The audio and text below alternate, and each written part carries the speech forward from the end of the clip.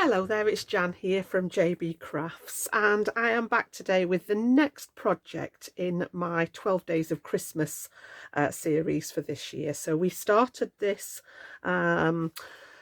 at the weekend with the first card, and which you all loved, so thank you for the views and the comments and everything like that. And I've gone very sort of far away from what I did on the first card. The first card was a much cleaner look, it was very contemporary in colour, whereas today I've gone back pretty much to my roots, which is the sort of more grungy, distressed feel for things, so it's what I enjoy doing. I love the inks and the sprays and anything like that. So this has got a little bit of different techniques on here. We're going to use an embossing folder in the background just to give some texture, but then I'm going to add some layers to it. And then I've used an old die, so I've been rummaging through my stash. I've used an old die for the wreath, an old die for the stag. Dug some sentiment stamps out. This one's an old die that I've used for the sprigs here. So yeah, delving in that stash. And I know I said this last time, it's sort of use what you've got. We all are guilty of buying new product, and I'm the same. I still have a box even now with products that I haven't used, and I do tend to sort of flick through it every so often to see what I can use out of there. But yeah, have a look in that stash, look at what you've bought in the past, make it work for you. I mean, I've gone back quite a while with some of these products, and they are Crafters Companion products today, but there are lots of products out there on the market that you could substitute. You may have a different wreath die, for example. You may already have a die that's got a stag on it, or it may be part of another set of dies that has the stag on it. So yeah, have a rummage through. I got all the Christmas stuff out, and I sort of quite enjoyed renewing my knowledge of what I've got. I need to sort it into sort of a bit better themes now that I'm not working. When I was working for Crafters Companion, I used to keep everything in collections, whereas now I've sorted the main part of my craft stash into sections, so that if I wanted, for example, to work with something that had let's have a think, circles on, I can go to that section. If I wanted to work with something that had gnomes on, I've got a section for that, and I've put all the products that tick that theme together, and I find that's working quite well. And I need to do that with my Christmas selection now, because I've literally just been and fetched it from its storage place that it lives in for most of the year. So yeah, we're going to go down that craft card grungy route today. I haven't done the inside yet because I'm going to do that with you on camera. I've got an idea for what I want to put inside, and I have got some of this prep, but I wanted to show you how I'd arrived, and I'm going to show you the thought process, because what I did first I wasn't quite happy with, and it's a case of keep going. Don't necessarily have to throw something away, keep going with it, and it sort of emerged into what I wanted. There's a little bit of my shimmer sprays just in the background here, just to add a bit more sort of interest and texture to the background. So yeah, let's get started. I'm going to show you how I've actually put this together. So we've got more traditional colours today. We've pretty much got the red, gold and green.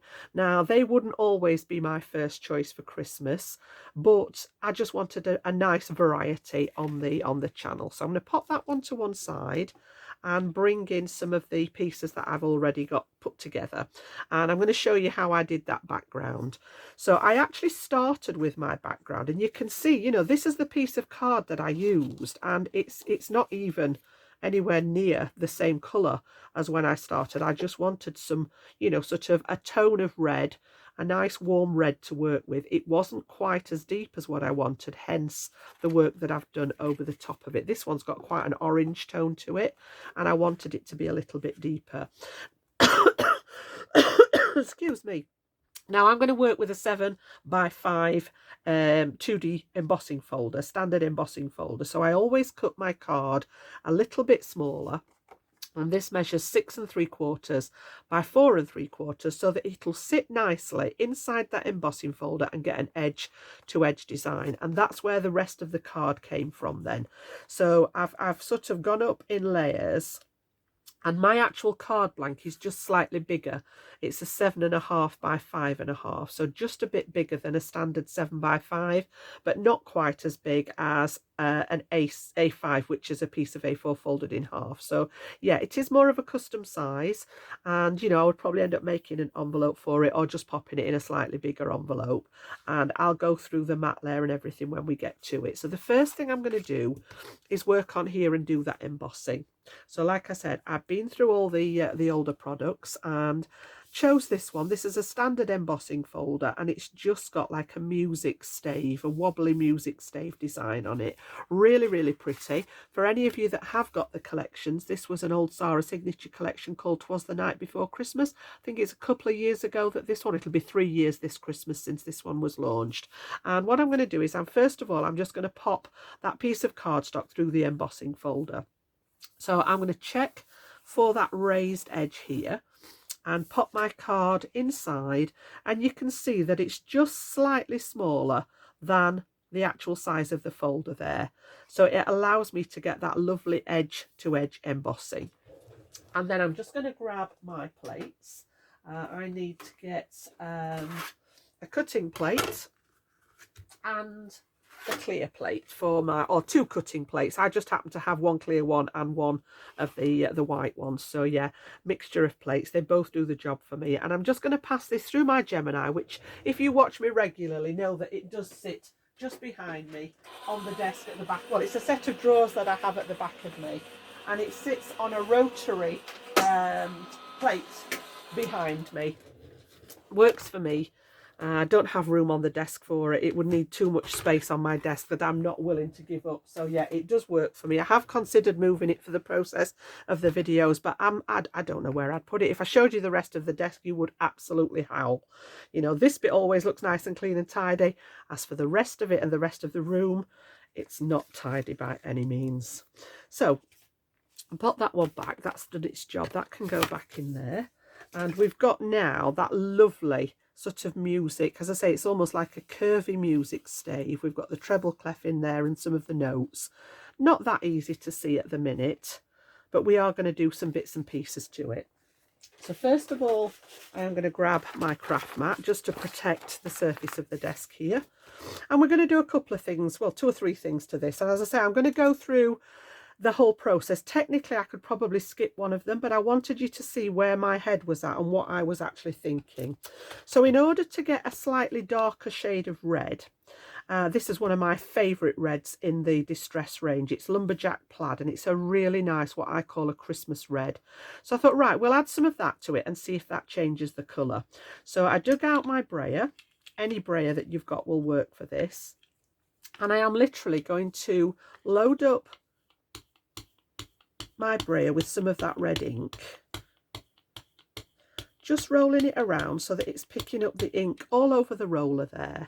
And what I want to do, I've chosen the roller because I just wanted to hit the music notes on there and sort of colour the top of where it was the raised embossing.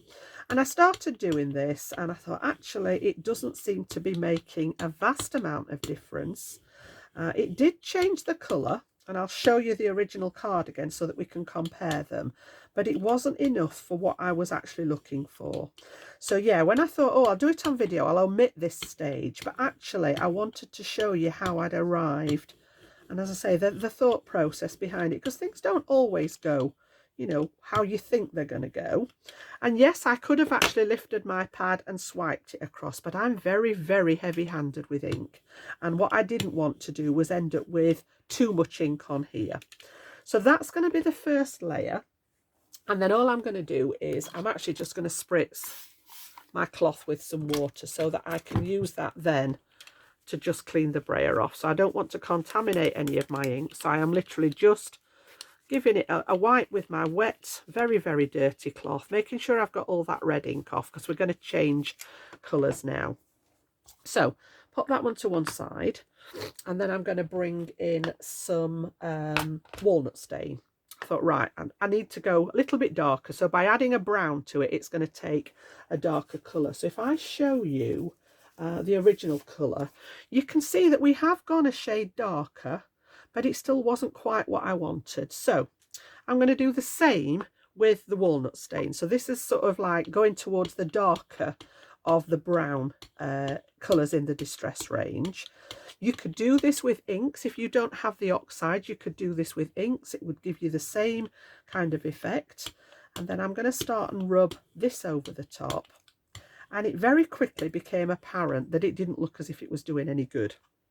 Not what I wanted. So again, this one went away and I've gone a shade darker. So this one is ground espresso, quite a bit darker than the walnut stain. So I'm going to do the same with this one.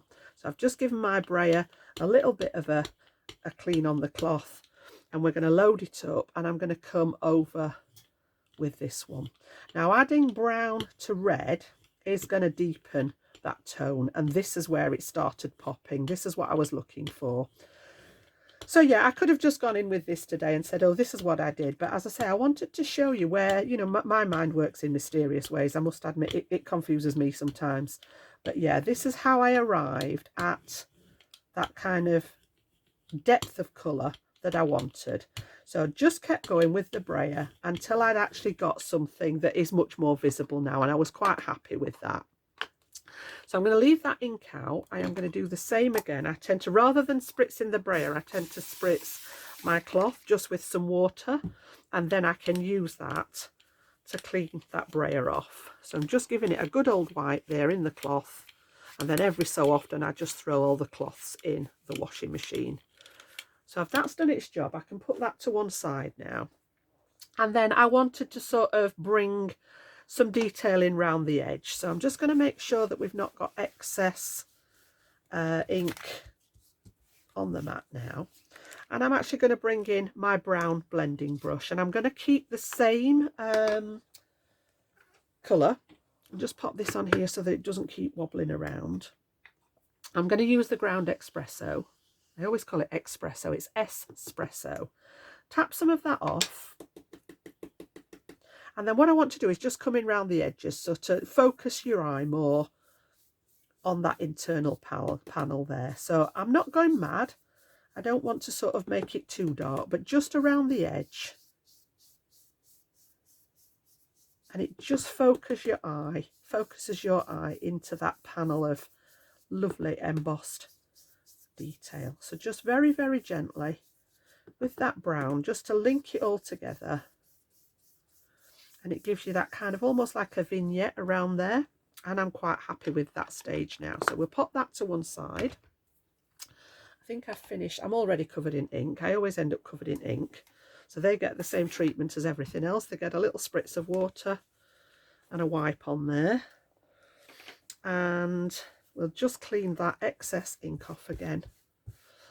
And then I thought, right, I want to just take it a stage further. I'll bring this in again. You can see there's a distinct difference now between that orangey red, and it's gone more to a, you know, sort of a Christmas red now. So yeah, if you don't have the right cardstock, think about what you can do to change it. And then I just wanted to add one more layer to it, and that was using my mica stains. I purchased these just over a month ago, and they're actually a set of Halloween colours from a couple of years ago, I think. So whereas they're new to me, they're not brand new colours. I know there are more in the range, and some of those have actually gone on my Christmas wish list to purchase. So yeah, all I'm doing is using the mixing bowl to mix the mica in here. If I don't, there's a risk of drawing the mica up the nozzle and it will clog the nozzle. So I'm going to pop that in my spray box, and I just want a hint of this. I just want some little bits of it here and there so that it picks up that little bit of sparkle, and that's more than enough. And then I've got my heat tool handy, always at the side of me. We'll take it out of the box there. A little bit darker than I would have liked there, but we're going to put some detail over that, so I'm not too worried. And it does dry much, much lighter.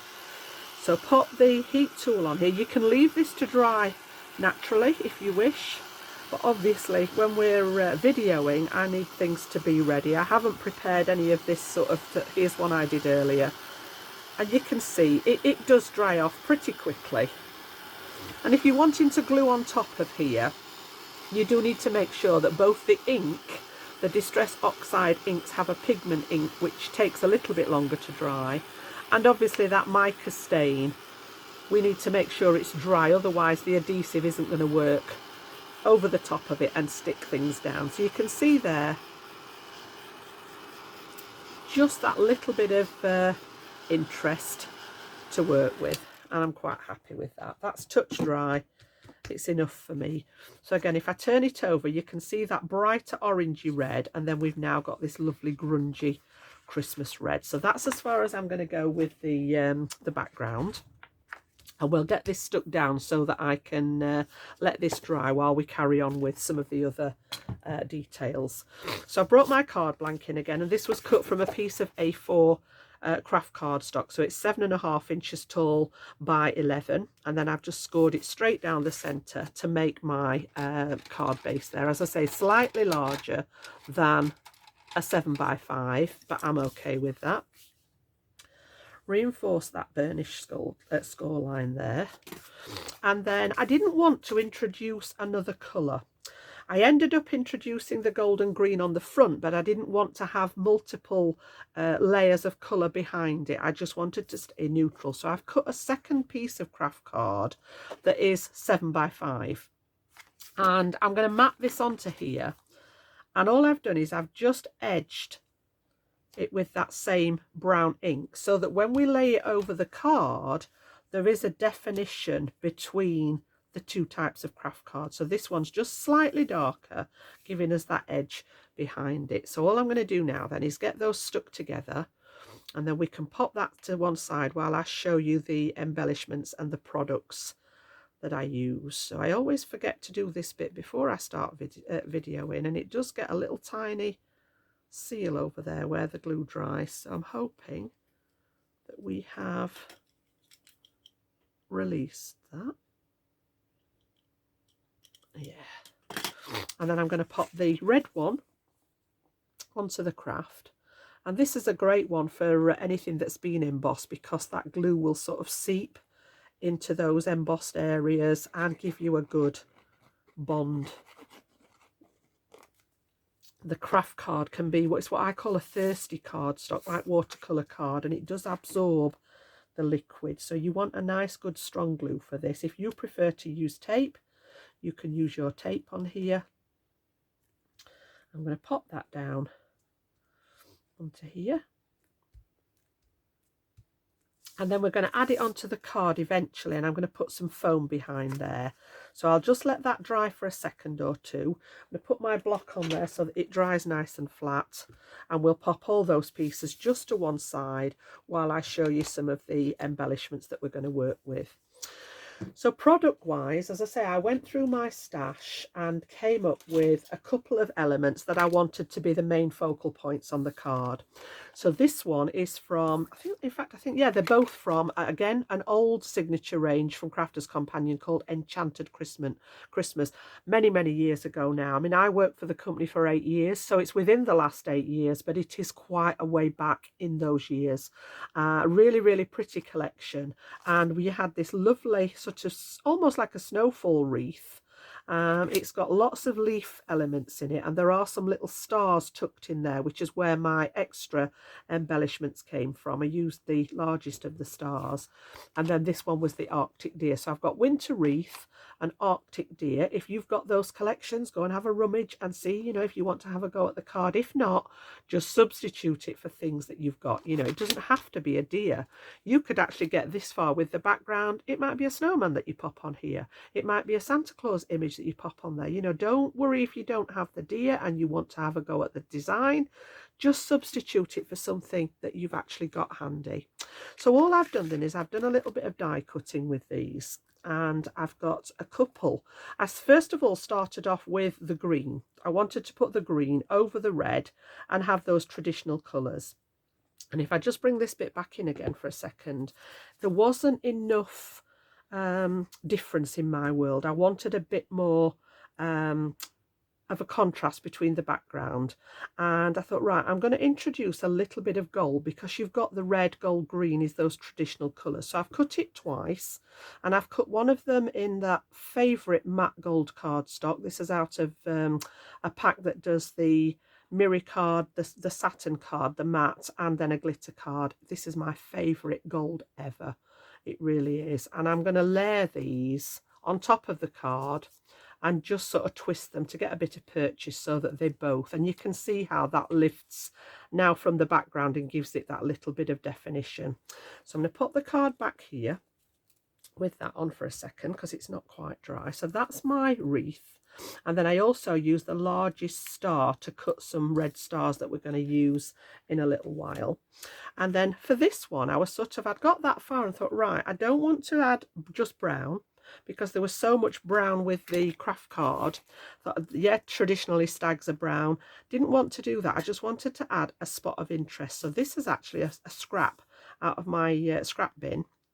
And I've die cut the stag in the scrap and in a layer of Kraft card and just mounted it so that we've got, again, something that is a little bit more substantial to be sticking over all those layers.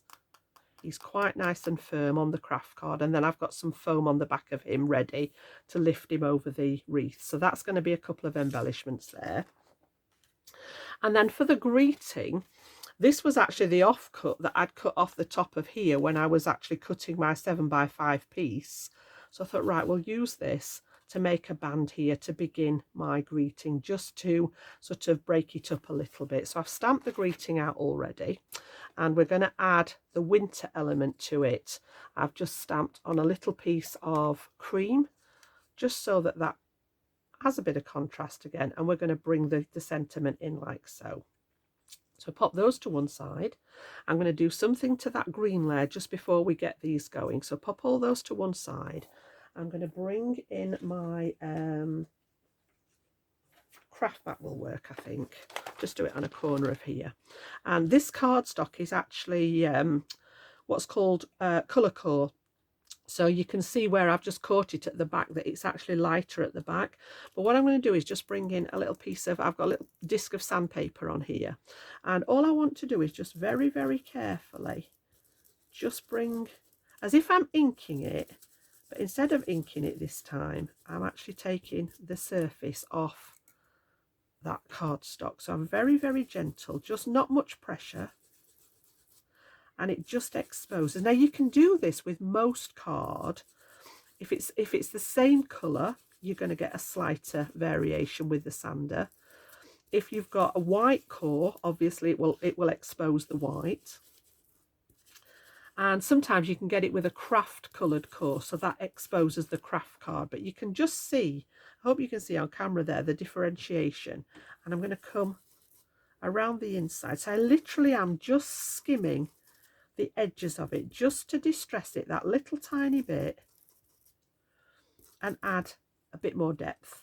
I did say it was a grungy one, this one. It is sort of very distressed. And if that's not your look, I get that. I try to do a range of things on the channel so that you've got a lot of different ideas. But yeah, I do love this particular look, I must admit. So yeah, just get rid of those fibres off there. We can get rid of the mat again now. And again, if I put it over here now, this should be dry enough to work with now. You can just see where just taking those edges off, again, it's added that little bit more texture, bit more interest. And we're going to lay both of these now onto my actual card. All right, so I'm going to leave the card blank to one side for a bit and work on the top section. And the first one, the gold one, we are going to lay down first, and I'm going to bring in my acrylic glue, so what I fondly call my embellishment glue, because we're sticking this onto lots of different mediums going on here. I've got ink on here, I've got the spritz on there, we've got the raised texture from the embossing folder. So yeah, always my embellishment glue for anything like this. It works a treat. And if you've got a glue that you're happy with, stick with it. Oh, mind the pun there, that was a bit cheesy, wasn't it? That wasn't intended. There we go. So I've just got little bits of glue around the edge of there. And I'm going to pop this down sort of at one angle, about in the top 2/3. I want to have my greeting across the bottom here like so. So I'm just going to go sort of a little bit further up with this and then pop that wax paper down so that I can add a bit of pressure, but none of the glue is going to stick to me or any excess to the card there. So yeah, I can just get some purchase on there to get it stuck down. And there we go. So yeah, this one's going to go a little bit up from the bottom like so. So I think while that's drying, we will actually stick that bottom piece down so that I know roughly where it's going to be. So I've popped some red line tape on the back of here. Again, because it's going onto those different mediums, I want to make sure that this is secure. So a little bit of the red line tape, and I'm also going to put some wet glue. Because the red line tape is so sticky, the minute it touches the card, it's going to stick. So by adding a bit of the wet glue, it's just going to give me time to make sure I've got everything in the right position. And I'm just going to bring in one of my T-square rulers there to make sure that we get this right. And I want it to be about that high up from the edge-ish. So I'm going to pop that down gently.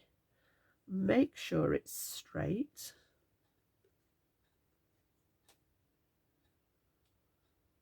Make sure we're happy with that. And then just wriggle it into place before I actually commit to sticking it down there. Now we know exactly where that's going to be. So we move that one again now. And then I'm going to do the same with the green. I'm just going to use that same glue. And again, just little bits of it on the back so that I've got most of it stuck down. If you wanted to cut these with double-sided adhesive so that they're ready to stick, that would be another option. You know what I'm like with it. I think it's a brilliant idea. I just have to, I could do with sticky notes everywhere saying, get the double-sided adhesive, Jana, because I always think of it after I've die cut and think, why did I not do that?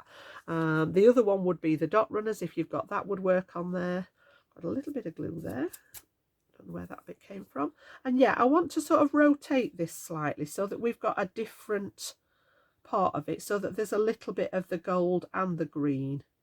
So I think we'll go for sort of something like that. It doesn't have to be a lot, but I just wanted them both to show there. And again, I'm going to press that down with the wax paper so that I can get that pressure that I need on there and not risk damaging anything.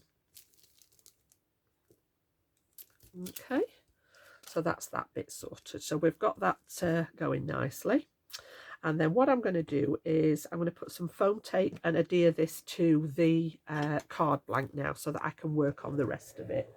So I'm just going to grab behind me some of my Sticks to foam tape and add maybe 2 or 3 pieces to the back there.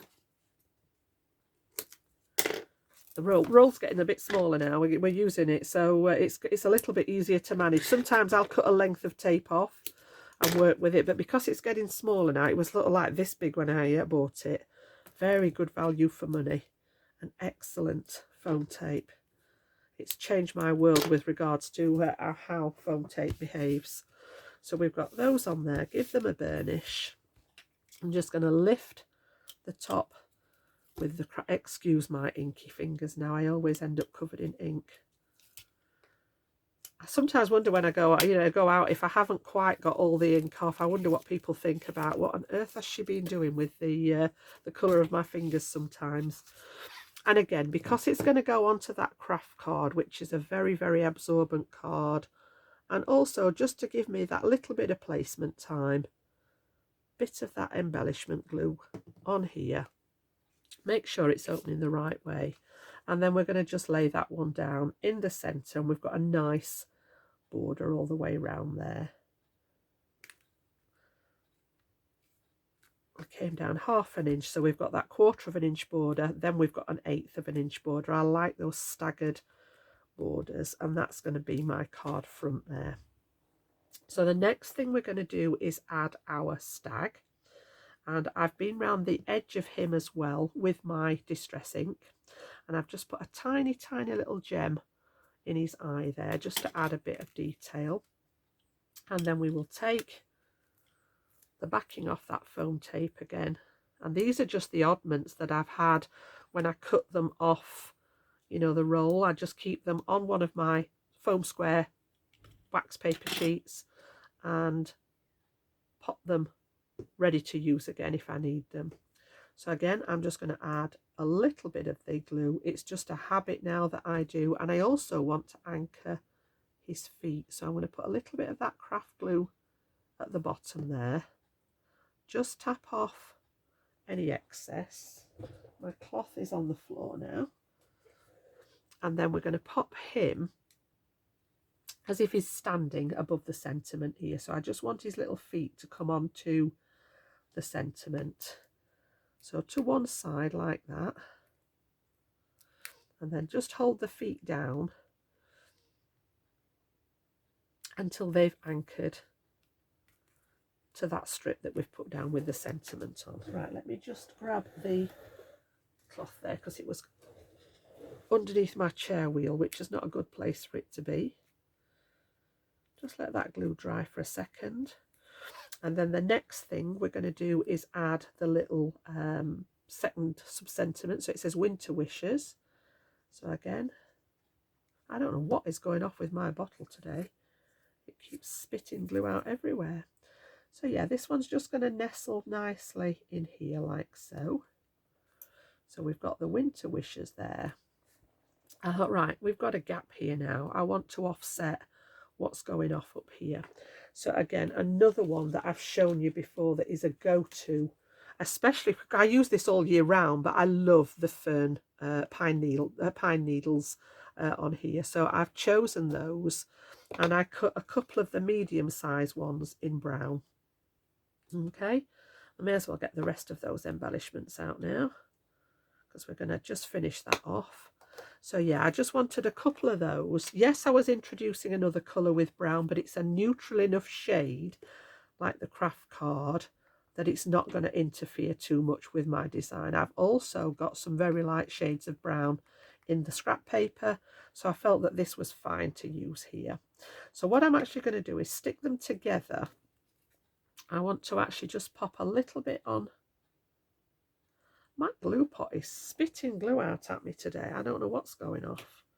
Need to check that. And then I'm going to grab the second one and just sort of pop them together like so. And then we're going to put this on here just to add that little bit of sort of offset. So again, once that's had chance to grab,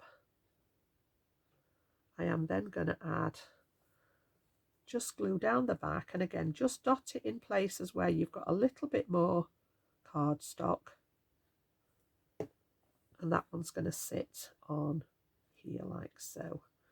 And again, because it's only small, whoops, oh my days, they all wanted to come play too. Not today.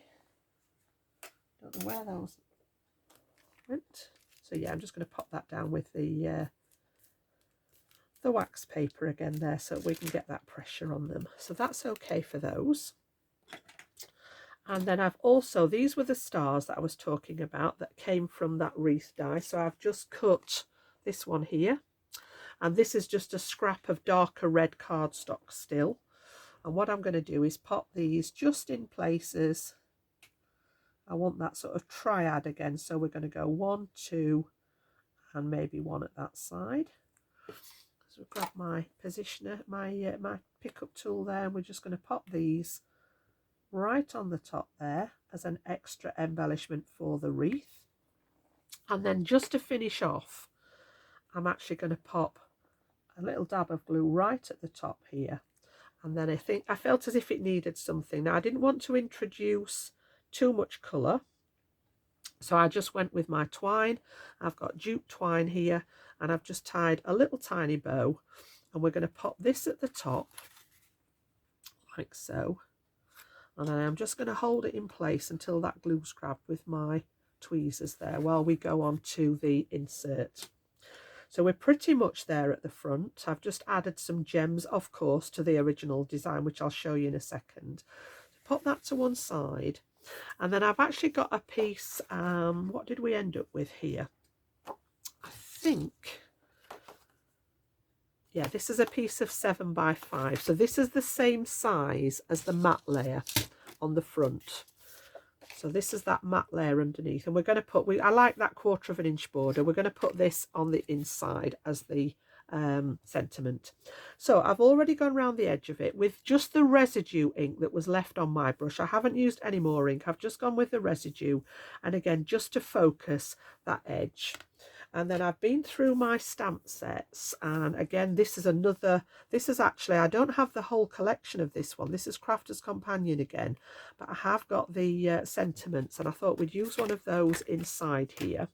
And I like this one that says, "May the spirit of Christmas fill your heart." So we're going to pop that one inside. So I'm going to bring in my stamp positioner here. That has still got a lot of sentiment stamps inside. So this is going to fit in here. We're going to anchor it with the magnets, and then I tend to come about not quite halfway with the sentiment, maybe the base of the sentiment at about the halfway point, and then just eyeball either side like so. And then I tend to use my stamp positioner and just check with the grid that we are running reasonably straight. And then because I use the black ink on the outside, I'm going to stay with the black here. Do I want black or do I want... No, I'm going to use brown inside, purely because the black would be quite a stark contrast on the inside. So I've just got a brown ink here, be a little bit more subtle than that black on cream. So we'll ink that up, we'll press it across there. So it is only an acrylic stamp, so I'm not going to press too hard, because sometimes you can distort the stamps, especially with a sentiment that's got lots of little pieces. And I am going to do the second, you know my motto, in that once is good, twice is better. And because I'm using the stamp positioner, it allows me to just stamp over the top. So I'm not applying that even pressure like I do when I'm doing an image stamp. I'm just little light presses, and that's given me that depth of colour that I like. So we will take that one off here and pop that back on its carrier sheet. I'll put the others away when I've finished. And then we've got our insert almost ready to go. Now I usually add a little bit more detail to them, so haven't actually thought this far. What I have got is some leftover pieces from previous bits that I've been playing with, and I did die cut a couple of the larger brown branches and then found that I didn't need them. And I also cut the 3 stars in gold initially. So these were actually what I was going to use on the design here. So I'd sort of thought maybe I could intertwine these with the wreath, which is why I cut the bigger ones, but in fact it didn't actually need it. So those are left over. And then I also originally cut before I decided to add the gold in the background, I cut the stars in gold to go on the top. But then once I'd put the gold in the background, these were way too similar, which is where the red came from. But what I could do now, just keeping that star theme, is actually use these and create maybe a nice little sort of corner feature to just echo the front there. And then we could maybe use the other 2 up at the top. So yeah, literally using what you've got. You know, it doesn't have to be anything fancy. Sometimes I will stamp inside the cards. Sometimes I'll use scraps of paper in the card. It depends what you've got left lying around. As I say, I hadn't actually planned that one out, but because I'd got those pieces left over, that seems a good use of them on the inside. So anything that you've cut that may be extra to what you need, have a think about whether you could get away with it on the inside. And then I'm just going to dab that to get rid of any excess. And we're going to go with one coming that way. And again, we'll give it a little press. And then we're going to go with the other one going up the other way.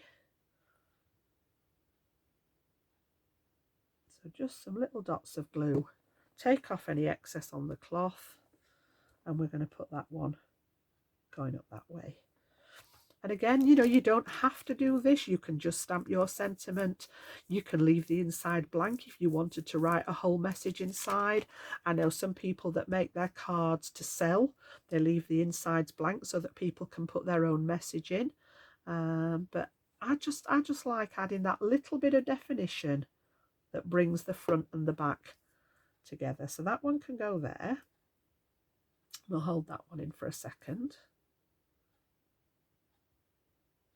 And then seeing as we've got the other two left, we will just pop those up at the top. And it just adds that little bit of, as I say, connection from front to back there. The glue seems to have calmed down. Now, I'm not quite sure why. It's maybe because I've not used it for a couple of days. I've been busy the last couple of days, so maybe it's just having a tantrum because I hadn't been in here and used it. So yeah, we'll use those. We'll put the lid back on there. And then this is good to actually pop inside. Okay, so we've got our insert at the ready. This one is just about dry now. But what I'm going to do is revert back to my original one. The only thing that I've added here are some really nice dark red gems. So I put a cluster of 3 on top of here. I felt that that just needed something on there. And then I couldn't help but add 3 on here to match the red stars. So yeah, there are 6 here. I do normally work in odd numbers, but to please my OCD, I class the little one in his eye as 7. So I have got 7 gems, which is an odd number. So yeah, we can rest safe. And please, you know, don't be worried about laughing, because I have to laugh at myself. You know, this is something that I don't have a lot of control of. And any of you that have OCD will understand my plight, because it just takes over sometimes and I have to do certain things because it needs it. So what I'm going to do is I'm going to pop this one inside. Now, because my cream cardstock is quite thin, I'm not going to use my usual collal. I would normally, for cardstock to cardstock, use the collal glue, but it does occasionally show through the thin card. And I don't have a dot runner handy at the minute. I was using it with my little grandson the other day, and I think it's still in his craft box. So all I'm going to do is just add some pieces of double-sided tape there. I just want something straight to tear off those edges. Even the OCD, it won't even allow me to just tear it with my finger. It is a curse. So yeah, just something that's got a straight edge and I can pull it off like so. So we will do this. And then obviously the red line tape is very, very sticky. So I tend to just pull one piece off to start off with. Just take the liner off one side, and then we're going to line this up on the inside with the other 2 pieces that are still covered, and make sure we've got a nice even border. And then once we're happy with that, we can commit to sticking this side down, and then it's just a case of releasing the liner from the other 2 pieces of tape and giving it all a nice press into place. So happy with that now. So we've got that lovely insert there, little greeting. There is still plenty of room to write your message in there. And then we've got that beautiful design on the front with all those sort of, it just touches on mixed media because we added the mica stain spray in there. We've got a little bit of twine on there, which is a different medium to the cardstock, but the inks, you know, just a little bit of everything. And again, just to remind you that this was the cardstock that I started off with. So yeah, if you don't have the right colour in your stash, look at how you can alter it basically. So we've gone from this colour here to the colour in the background. You can see, you know, there is very, very little resemblance to the original colour there. So it gave me the coloured background, you know. And again, you know, if you don't have the coloured background, if I couldn't find what I was what I was looking for, I would have resorted to doing a whole ink background, probably in that lumberjack plaid red. But yeah, the cardstock sometimes a little bit easier. So that's my design for today. That's card number 2 in my 12 Days of Christmas collection that we're going to do this year. We've got that lovely insert on the inside. And I hope you've enjoyed that one. Very different to the card that I posted on the last video. But yeah, I wanted to give a little bit of variety. There are some other things to come. I plan on doing 12 projects leading right up to Christmas, 2 a week. And this is going to be, as I say, this is number 2 of 12. We're also going to include in there some gift ideas. I've got gift bags, gift boxes. I want to make some gift tags that I can actually use at Christmas on my Christmas gifts. So at least one of the videos will be tag based. And yeah, I've got something else that I've got on the go that may be a contender. It depends how well it goes together.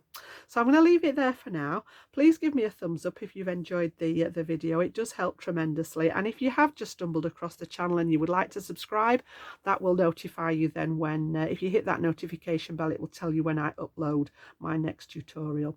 So enjoy the rest of your day, and I'll be back very, very soon with number 3 in the series. Bye bye for now.